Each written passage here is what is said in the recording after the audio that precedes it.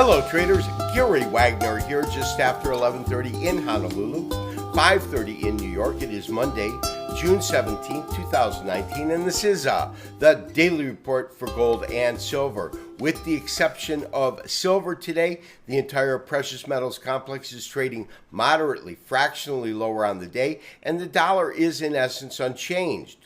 With the FOMC meeting scheduled to commence shortly and the G20 meeting being held at the end of the month, we've got a lot of incredibly important events that market participants as well as traders will listen intently to see what they can glean from those conversations. Of course, the meeting between the United States and China is not expected to result in a resolution and a trade agreement, but what traders will listen for, most importantly, is the tone and whether or not the two parties are conciliatory, whether they're both open to compromise, whether there is a dialogue that is friendly, meaningful, and looks as though it's going to move to a resolution. That will be the key.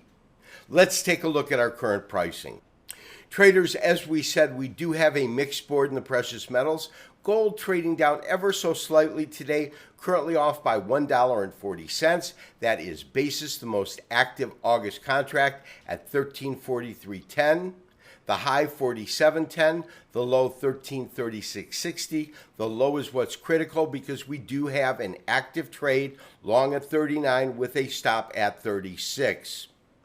Platinum also trading lower, but that actually got hit fairly hard, down about $10, 1.3% at $794.20.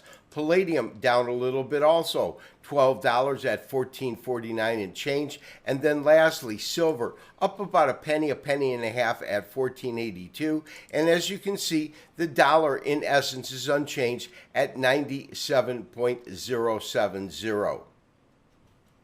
Let's take a look at our technical studies. Traders, although it is Monday, the first chart that I do want to look at is a weekly chart to show you what kind of an inside range we're having today.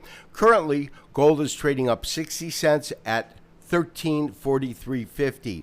I have had some questions because we have had quite a few subscribers rejoin and some new ones come in as this market has been moving. And their basic question is, if they're not involved in a current trade, how do they act? Do they get into the trade? Do they wait for the next?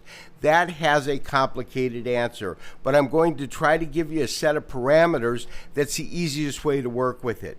If the market is on an utter tear, in other words, it is breaking out, it is trading on a daily basis with a higher high and a higher low, you want to work with momentum and simply enter the trade as soon as you can.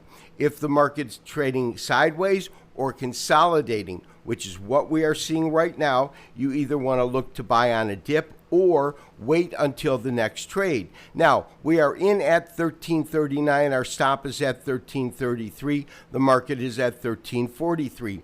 The third technique that you might want to follow is that if we get a dip during the day where it comes close to our original entry price, which is 1339, go ahead. You can place the order then and put your stop where we have it at 1333. At the same time, if I see an opportunity where I believe it's most prudent to enter the market immediately for those that do not have active trades or positions, my recommendation will be to send out a special trade alert that says, if you're currently inactive and want to be involved, this is the time you want to buy at the market. The key also is this, we have the FOMC meeting coming up, we have the G20 meeting coming up, especially in regards to the FOMC meeting. It's a low probability that they will announce a rate hike. That is what's factored into the market, about a 20% chance that they will, 80% chance that they won't in June. In July, it changes to 70%. So listen intently and closely to the language of the statement following the conclusion of the FOMC meeting. If it appears as though what they're saying is more dovish than originally perceived. In other words, if they're saying we're implementing a rate hike today, that would be completely different than what's been factored in. That will take the market higher jump in on momentum in that case. As far as the G20 meeting goes, we are not really expecting a resolution, but what we're looking for is a conciliatory tone between the two superpowers. We are looking for statements alluding to the fact that both have a willingness to compromise, to bend, and it is in both of their best interests to come to a resolution, because that will allow the negotiators, when they do hit the table, to try to eke out some sort of solution. To the best of my ability, that is the best way that I can answer that fairly complicated question. Traders who are currently involved in this trade, maintain your current long position and maintain your current stop. This has been Gary Wagner, wishing you, as always, good trading. We will talk to you tomorrow for the next daily update and review. Bye-bye.